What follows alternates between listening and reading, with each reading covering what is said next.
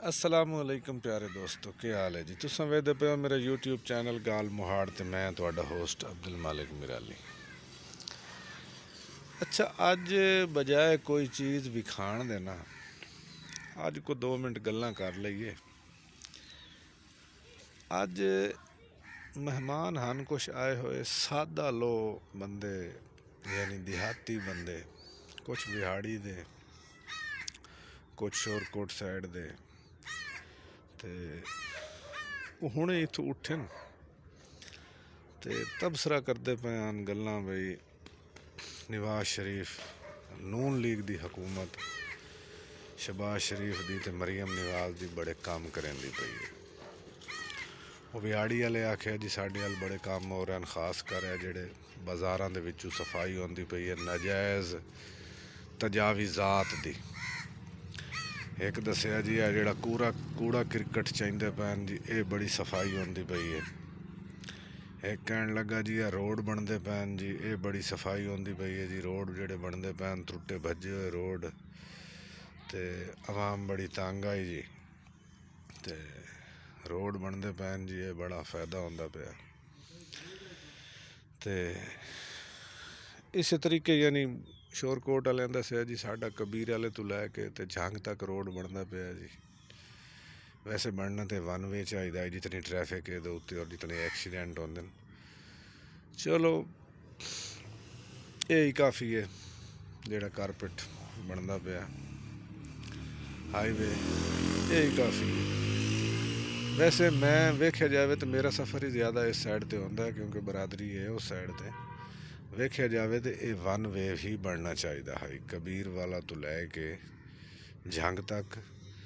और मोटरवे भी है, लेकिन मोटरवे थोड़ा भरा है। और मोटरवे तो अगर सारिया सवारियां लगियां जावन तो लोकल सवारियां शोदियां रोल जासन।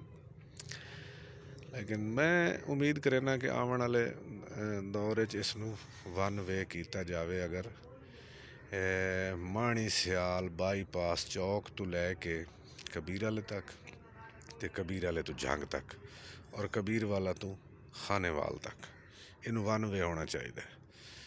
और ये ज़रूरी भी है, बहुत ज़्यादा ट्रैफिक है। काफ़ी दफ़ा तो इवें होंदा है भाई, अच्छा एक्सीडेंट आए रोज़ होंदे न, शदीद तरीन एक्सीडेंट, जाना ज़ाया होंदियां। मोटरसाइकिल, कारां, रिक्शे, फिर साड़ी है शालीमार बस, कातिल बस जेड़ी है शालीमार वाली शेखां दी, भाईजान जरी आसरा नहीं करेंदे। रोड ते अगर ये सामने आंदी पई होवे तो बंदे नू रोड तो थले लै वजना चाहिए, तो जे पिछू आके हारन दे दे तो बंदे का ध्रा निकल जाता है। तो बंदा फौरी जनाब वो फुटपाथ तो थले लगा जाता, खासकर मोटरसाइकिल वाला साढ़े जो गरीब आदमी, वो हारन तो थले लगा जाता है। और फिर इन्हों की जी ड्राइविंग है, अल्लाह माफ़ करे, अल्लाह माफ़ करे। सारे ट्रांसपोर्टर जड़े हैं इको जे नहीं होंगे।